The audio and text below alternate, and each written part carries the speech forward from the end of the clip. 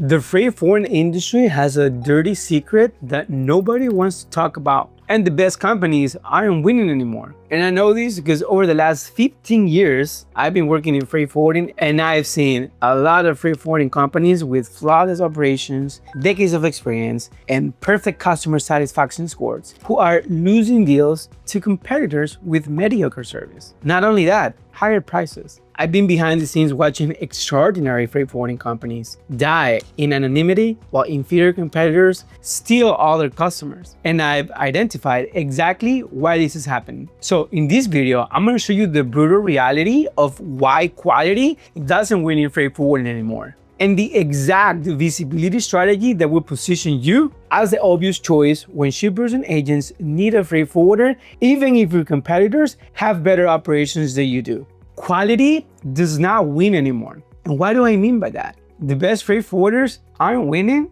because being good at freight forwarding isn't enough anymore. Am I saying that being good doesn't matter? No, hear me out. We live with the myth that the best service always wins, but in freight forwarding, the company that best communicates their value is the one who gets the business. Let me explain. When a shipper or an agent needs a freight forwarder on a certain country, they don't hire the best in the world. They hire the one that they can find when they need them. So story time. I was a few years ago trying to win a client. I was following up with him like you have no idea. And then I remember he told me one time, hey, like, is that we won't work with you guys like ever, but like right now we're not looking for a new freight forwarder. Like it's not something that we are doing right now. And I respected that, although I kept following up. Turns out when they did need a freight forwarder, guess who they thought about? Us. Yes, not because I was the best freight forwarder in the world, or not because I had the most offices across the world. No, but because I followed up and they remember me. So when they needed a freight forwarder, things happen. And I could say that has been one of our best clients in all trans cargo. So think about the last time you needed a service you've never used before. Did you hire the best provider in the world? Or did you hire the one that you could easily find and understand? You probably choose the one that was visible and made it easy to understand their value, meaning they understood your problem. And that is exactly what is happening in freight forwarding right now. Imagine two freight forwarders. Company A has 30 years of experience, flawless operations, and happy customers who never complain. Company B has only 5 years of experience, decent service, but posts educational content on LinkedIn 3 times per week, sends a weekly newsletter about shipping trends, and appears top 3 in the Google results for the target keywords. When a manufacturer or an agent needs a new freight forwarder in that city of country, which company do you think they'll find first? Exactly. Now, the mental real estate problem. If you're not occupying space in your prospect's mind before they need you, you don't exist in the decision-making process. According to consumer behavior studies, people only evaluate 2 to 3 alternatives when making purchasing decisions. They don't do an exhaustive market research. I mean, there's exceptions, obviously, but they choose from the options that are immediately available in their minds. And if you're not one of those 2 to 3 options, you're not even in the game. So going back to my story, I kept following up with the client until when they actually needed a new freight forwarder or another freight forwarder, they remember me and then they gave me some shipments. And now they're one of our top clients, just because I was living rent-free in his mind for when he needed me. So here's how mental real estate works in freight forwarding. So picture this. A supply chain manager at a growing e-commerce company starts experiencing shipping delays. They need a new freight forwarder. And in their mind, they can immediately think of 3 options. The company that sent them a helpful article about e-commerce challenges, the forwarder who commented intelligently on their LinkedIn post about inventory challenges, and the company whose CEO they saw speak at a trade show. Your company is not one of these 3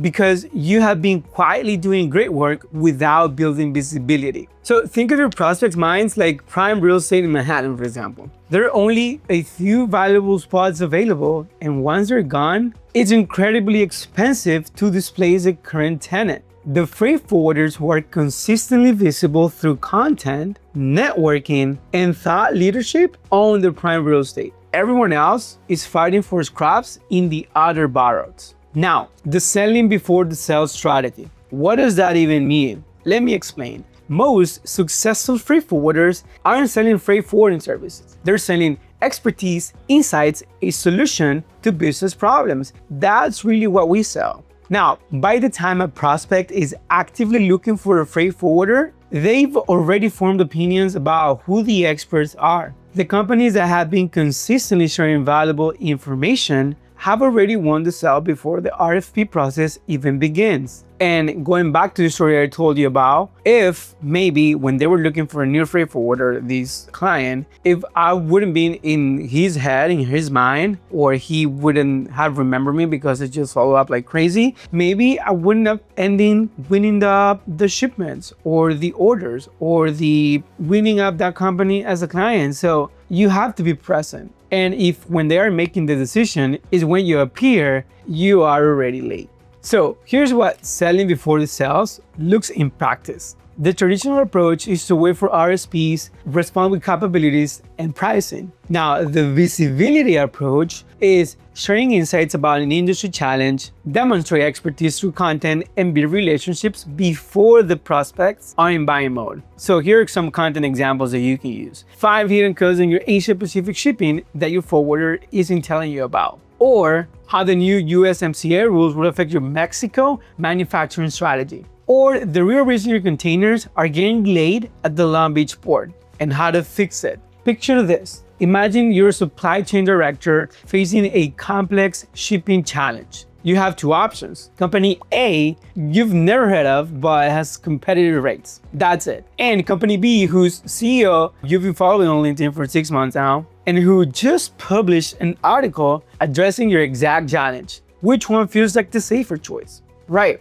The platform strategy, where your customers pay attention to you. Let me explain. You don't need to be everywhere, but you need to be consistently visible where your customers are paying attention or where they're hanging around. And this matters a lot. Yet most freight forwarders make the mistake of trying to be on every single platform or being on no platform at all. Crazy. So the winners pick 1 to 2 platforms where the ideal customer spends times and dominate those channels. Story time. Back in like 2018, 2019, we were, at All Trans Cargo. I told my mom, which is my boss, which is the founder of All Trans Cargo, and I told her, hey, like we need to do something as far as marketing goes. And then, we started doing a lot of things, some things that now we regret, but it helped us, because we failed, we iterate, and then we made progress. And then right now, obviously, fast forward 7 years, I would say that we are like very visible and we have a strong presence online, especially on LinkedIn, YouTube, and Meta. And that didn't happen overnight. No, don't think it'll happen fast. It took time, a lot of iteration. And then obviously right now we know what works and what doesn't. And that's why I make videos like this, like telling you guys, like, you don't have to spend 7 years trying to figure out where you have to be or what platforms to use. You just gotta listen to this advice if it makes sense, right? Now, here's how to choose your primary platform. In our case, it's always been LinkedIn and YouTube. Why? LinkedIn, because that's where decision makers hang around. If you are talking, or if you're targeting shippers, or you're targeting consignees, or you're targeting freight forwarders on another country to make business with them, they hang around on LinkedIn. So why would you be somewhere else? Like, you have to be on LinkedIn for sure. And now YouTube, why YouTube? And this year we started doing podcasts and just short form on YouTube, because YouTube had the same ACO, the search engine of Google. So if someone is looking for something related to your company or where your company is currently based at, the city, then they will find you. I'm not saying that visibility is what wins the business, but visibility is what opens the door. So you do what you gotta do. So you gotta pick one primary platform, which is in this case can be LinkedIn, and a secondary platform, and master the primary before expanding to others. And you can do, just like I said, LinkedIn, YouTube, and then Meta. The thing with Meta is that when you share something on Instagram with a click of a button, you can also share it on Facebook. So yeah, it's just that. Now, think of a platform strategy like opening retail locations. You wouldn't open stores in 10 different cities simultaneously with minimal inventory. No, you would pick the best location and stock it properly. Build a customer base and then expand.